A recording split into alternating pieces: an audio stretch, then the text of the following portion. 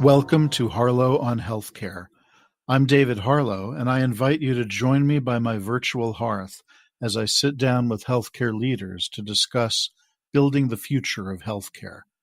Today, my guest is Chris Palmieri, President and CEO of Commonwealth Care Alliance, a Massachusetts community-based healthcare organization serving the dual-eligible population, members who are both Medicare and Medicaid beneficiaries.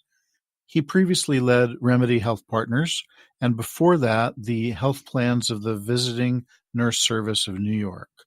Commonwealth Care Alliance, CCA, serves over 30,000 members through a network of contracted providers, and its One Care plan has achieved recognition as the top-rated Medicare-Medicaid plan nationwide in 2016, 17, and 18.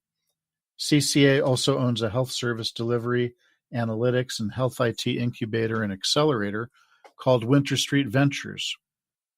Chris, welcome to Harlow on Healthcare, and thanks for joining us today. Hey, David, it's great to be here. Chris, I know that CCA serves a high-cost, high-need population with a range of complex needs, medical, healthcare needs, social needs, behavioral needs. How has CCA developed and refined the model of care that can provide quality service to this population in a cost-effective manner?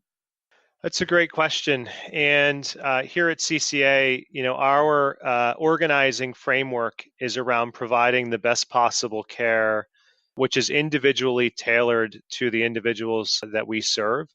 And we look at every one of our over 30,000 consumers as people that have unique needs. We have an approach to addressing the needs of our patients and members, which focuses on the achievement of the highest level of quality, removing avoidable healthcare costs, and respecting each consumer's individuality. Some of the things that we do as part of our organizing framework is we focus heavily on the social determinants as a way to reduce overall healthcare spending. These are the things that are not always healthcare related, but these become the barriers for people accessing healthcare, like transportation or stable housing or food or heat. Some of the things that, if you think about logically, are the things that if we were caring for our own family members or parents, we would want to make sure that those are stable, and those would be the highest level of priority before we started to get into, are they managing their diabetes, or are they attending their doctor's appointments? So that is a key component of what we do. We are also looking to leverage technology to create a higher level of engagement with our consumers, meaning that we want those that we serve to be the people in the driver's seat of their own healthcare. And that can often be difficult. And one of the ways that we achieve engagement is by using our resources, our employees, to interact with our customers, either by the telephone or oftentimes in their own living room. And we now believe that we can have a further reach to our consumers by leveraging commercially available technology, devices like the Amazon Echo or the Google Voice platform, whereby we can have these devices in someone's home and they can leverage this technology to have a meaningful conversation, whether it's about the weather or potentially about some of the things that they have to do to manage their own health. All of this is aimed towards an individually tailored plan that has goals for each one of our members that they can achieve, and we give them the resources to achieve those goals, which ties into their individual needs and ultimately moves the site of healthcare services away from places like the emergency room and the hospital and brings it back to the community setting, whether that's in their physician's office or in their own homes for that matter. And that for us has resulted in a recipe that has been highly, highly effective. So when you talk about the technology that you're using here, could you be a little more specific? And often the population that we're talking about, dual eligibles, are perhaps less technologically adept, although I would have to imagine that that's changing over time. But what first comes to mind for me is, particularly in the case of an older population, a population that is maybe less adept with the use of technology. How do you address that? It sounds like the voice-activated services are perhaps a way in, but are there other strategies that you're using? There's a wealth of technology that we are both investigating and piloting. So it starts with like you, I've been skeptical about the adoption of simple technology, such as even the internet, email, or cellular phones with our broad population, which can be as young as 21, but also over the age of 100. And believe it or not, over 80% of our enrolled population, both under the age of 65 and older, has a cellular phone, and those cellular phones are smartphones. And a lot of that, frankly, has been driven by the fact that they want to communicate with the younger generations that are their children and grandchildren and great grandchildren that are now using things like social media. So it's required folks as they're aging to be engaged in these new channels of communication. So because of that, we've taken advantage of leveraging that opportunity when we started to look at ways to create connection points with our consumers. We were concerned that they would not have the appliances to do so, that appliance being a smart telephone, a smart cell phone. And actually they do. So we then started to look at what percentage of folks have the internet in their home, and what percentage of folks, if they don't have the internet, have a cellular service in the community that they live in. And we're close to, at this point, almost all of our consumers have access. And as you know, Massachusetts has had a pathway forward to making sure that there is cellular communication across the state. So we've taken advantage of some of that, and that's allowed us to look at a variety of devices that we can test. So first of all, one of the things that's really critical for our population is something called medication adherence, meaning that people are taking the medications that have been prescribed to them in accordance with the wishes of their prescribing provider. And our consumers oftentimes are not taking 1 or 2 medications a day, but are taking 8 to 20 medications a day at different time intervals, some with food, some without. And we have been testing devices that actually can, in someone's home, house the medications and ultimately dispense those medications at the right time and dosage for up to a 90-day supply, and for as many as 20 medications. And this has been a remarkable opportunity for our organization, because in absence of devices like I just described, we potentially would have to make reminder phone calls to our consumers. We may have to go out and set up the medications in the kind of legacy pill boxes where you open up each container and have to pour those medications out. That can be very difficult. Very familiar with those. Very difficult for someone that has limited dexterity. So that's something that we piloted early in 2016 and was one of the first things that we were looking at as we were launching a company that was leveraging investment capital to help early stage entrepreneurs bring their ideas to market. And for us, it really is more of an innovative play than a return on capital play, because we have consumers that really want to take advantage of this technology that would not have access to it given its relative cost on a retail basis. We can bring this technology forward. The other thing that we focus on, and I've been personally focused on, is how do I continue to create connections with the consumers that we serve, because they are oftentimes isolated in their own home. They're lonely. They have a lot of reasons to have checkpoints with us, whether they're receiving healthcare services inside their home or needing to leave their home and go to the doctor's appointments. And we wanted to create an opportunity to communicate with our consumers leveraging technology, and again, getting away from the old traditional model of having someone in a call center making an outbound phone call. And what we've had in pilot now for the last 4 months is something that's called proactive voice. Proactive voice is very different than reactive voice. Reactive voice is what you have on your Apple iPhone or your Amazon Alexa, where you have to wake up the device by saying, "Hey Siri" or "Hey Alexa," and then ultimately that device will, I just woke up my own phone. That device will then start communicating with you. We have now developed with an entrepreneur the technology where the device will talk to you without you doing anything for it. So imagine at 8 o'clock in the morning, your parent needs to wake up and take their medications, or they need to get dressed because a doctor's appointment is up and coming later in the day and transportation is going to pick them up. These devices now will say, "Good morning, David," or "Good morning, Mrs. Harlow. How are you today?" And the consumer will respond. And it will continue based on a personalized series of questions that on the back end is aided by artificial intelligence and start to have an iterative conversation with the consumer, which will ultimately help them meet their very specific care goals and become an access point of communication for the consumer. Now, this sounds a little futuristic, frankly, and we tested 5 of these devices, and we were quite concerned that the adoption rate would be limited. People would be scared of the technology, unable to use it.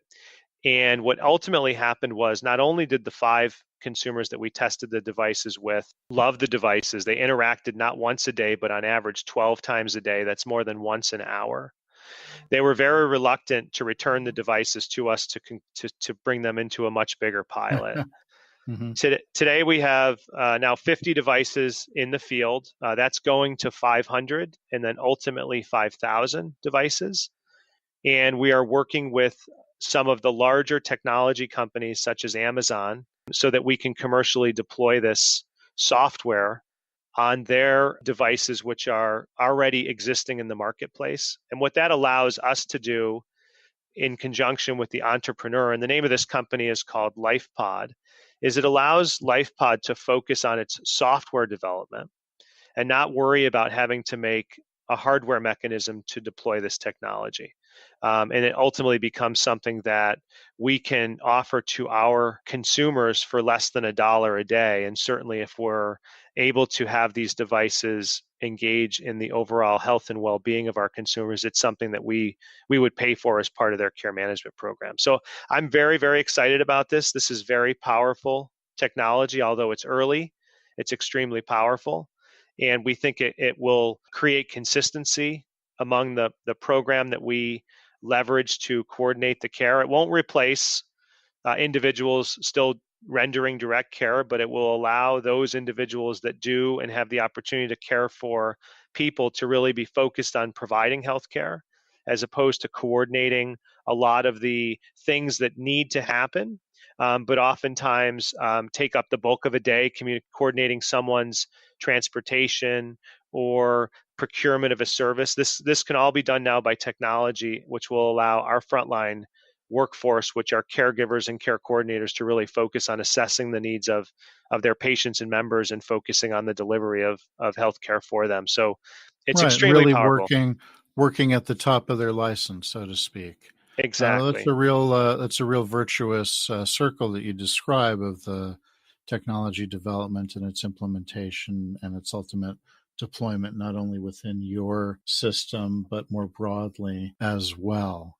You described a limited testing phase for services such as these, and I'm interested in hearing more about the sort of testing and the evidence base that you use in making decisions about deploying tools like this more broadly.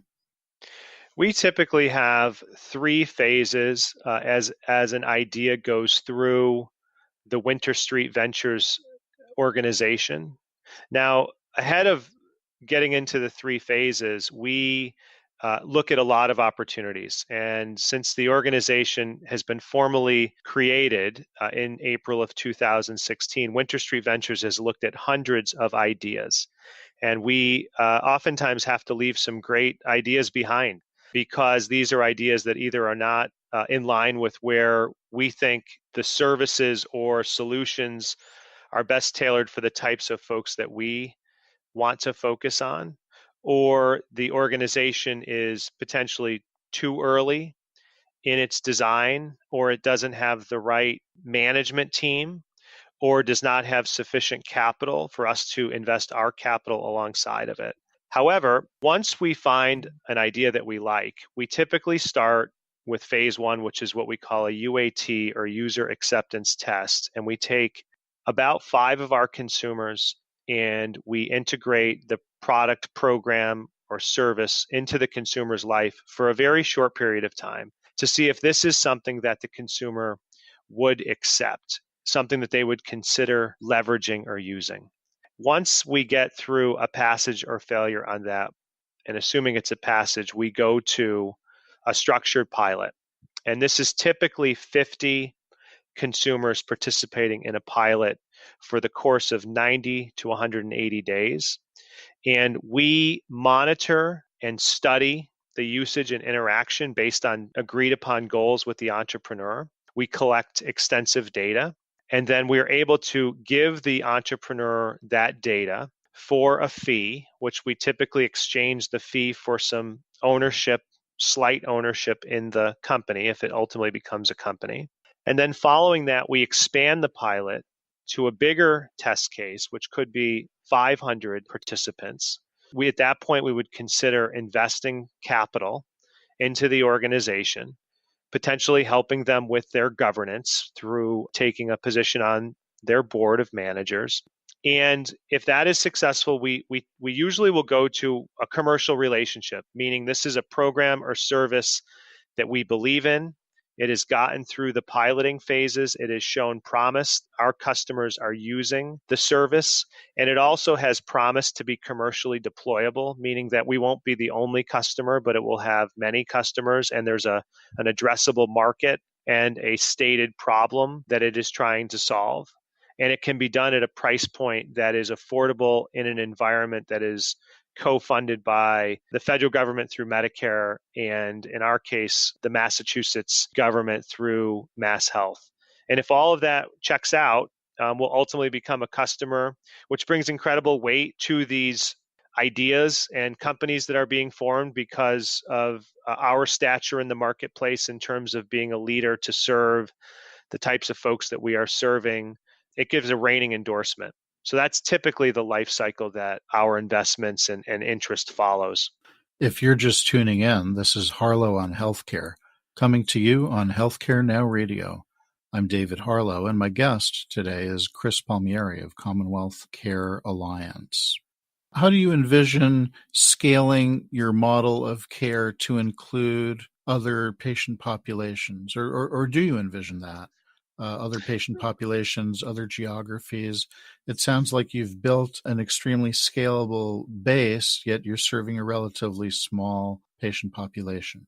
That's a great question, David. When I joined the organization in the end of 2015, we were serving about 15,000 individuals, more weighted on those that were over the age of 65 than under 65. And I believed from the point I came into this organization after spending 20 years working in healthcare delivery organizations that focused on complex populations, that CCA really had something special and unique in its model of care and the way it approached its patient population. And I had an immediate desire to advance this to more people. And through the last 3 years, we've been very deliberate in expanding our reach in Massachusetts. And we now have doubled in size and serve over 30,000 individuals. These are the most complicated, oftentimes most expensive individuals that are covered by Medicare and Medicaid.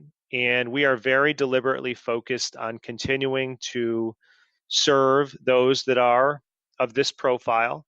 And we want to certainly do that in a way that serves even more people in Massachusetts. And I believe that 30,000 has the potential to double to 60,000 over the next 3 years. And we are now expanding our programs outside of the state of Massachusetts to work with other entities that are financially at risk, whether they're accountable care organizations, health insurance plans, or health systems, and helping them segment their consumers and identifying those that are often the most expensive to treat and most difficult to reach, and helping them with our model of care, helping them to serve these folks in a way that manages cost, provides greater access, and improves quality. And it's something that we've been very, very excited about. Chris, I wanted to circle back to something that you said earlier, which is looking at social determinants of health, which is obviously a significant concern across the board and is gaining more and more attention nationally these days. Some health plans around the country have gone so far as making direct investment in housing in order to address some of these issues for their members. I'm wondering if there are particular issues that you are addressing head on through CCA, or is this simply these are areas of concern that you're aware of and you're directing members to other community resources? It's a variety of both. So the social determinant issues are abundant that our consumers face, and we have taken a lead role both in trying to close the gaps that are often created with social determinant needs. So here in Massachusetts, we're very focused on things like transportation, both to medical appointments as well as the socialization of our consumers, which, socialization using transportation wards off things like isolation and loneliness. The provision of food for people, which is often taken for granted. And we're studying what the impacts are in just giving an individual food versus a medically tailored meals program. And the medically tailored meals program, based on the research that we've done, is much more successful and impactful. We are looking at things like housing. As you know, housing is not typically integrated in the healthcare reimbursement models. We right now offer what we call housing assistance, making sure that if folks have entitlements that they can access to get housing assistance, we want to assist them with that. We've had a variety of discussions at the national level and even through work groups in Massachusetts around how housing may be integrated in some way into someone's care plan. It's critically important. Other things like getting folks access to good dental care so that they can eat on their own without worry, making sure that folks have heat, or if someone frankly has COPD, that in the summer they have a cool environment so that their condition doesn't exacerbate, so providing them potentially an air conditioner, or making an environmental modification to someone's home so that it's an accessible dwelling in the event that they use a mobility device. These are all things that not only are we focusing on these are oftentimes at the front of any discussion that we have with our consumers in maintaining their viability in the community. Right, because of course, institutionalization ends up being often less desirable for the consumer and certainly more costly for the plan and for society at large. And I always marvel at the fact that it has taken us this long to focus on this kind of issue in the way that we are currently doing. Ultimately a good thing, but we should have gotten here sooner, I would say. Anyway, it sounds like very interesting and worthwhile work that you're doing on both ends of the spectrum from a technological perspective, some sort of very basic blocking and tackling that needs to be done, as well as some very interesting cutting edge technology. Well, one of the things that this comes from my heart. I have a 58-year-old brother that has been disabled since birth. He has cerebral palsy and epilepsy, and I, for many years in my life, was part of his care team with my parents. He's now cared for by my 82-year-old mother. They both live in another state, and she's aging. So I'm watching this transpire front and center in a state where they live in a part of the state where they don't have access to the types of healthcare services that Massachusetts offers. And I am concerned every day about their viability of living in their own home and having a quality life. So, my motivation to do all of the things that we do at Commonwealth Care Alliance is really through the experiences that I've had and continue to have as a family caregiver to my mother and my brother. So it's very inspiring for me. Of course, that is an inspiration. And in this field, it is the rule rather than the exception to hear stories like this of personal experience that inspire leaders to make a difference and change the way things work. Chris, to wrap things up, I'm going to ask you, if you were to wake up tomorrow and find yourself 5 years in the future, what is one thing in healthcare that you would hope or expect has changed drastically? So one of the things that has been personally frustrating to me is the lack of consumer engagement in their own healthcare. In fact, when I think about how I personally behave and the time that I would spend on researching any type of purchase that I'm going to make that's in some level of magnitude, whether that's an automobile, oftentimes a pair of shoes, the ability that I have to use the internet and information and data to help aid in my purchasing, and the fact that I really can't do that through accessing healthcare is very frustrating. And my hope is that in 5 years, we will have price transparency where consumers can understand exactly what things cost, that it will be explained in a way that's rational without cross subsidization, and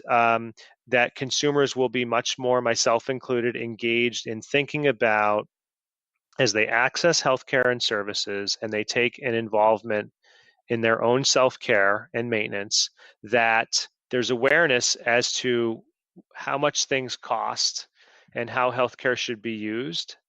And I think that will create the opportunity for those that can't do the things that I just described to have a much more robust healthcare system for folks like we have a starting point here in Massachusetts, and will provide more resources for those that can't take a direct role in their own self-care. Well, that's an inspiring vision of the future. Thank you, Chris. Thanks for taking the time. Thanks, David. This was wonderful. You have been listening to Harlow on Healthcare. Join us at HealthcareNOWradio.com. Let's continue the conversation on building the future of healthcare together at #HarlowOnHC.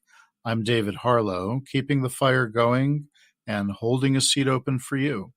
Until next time.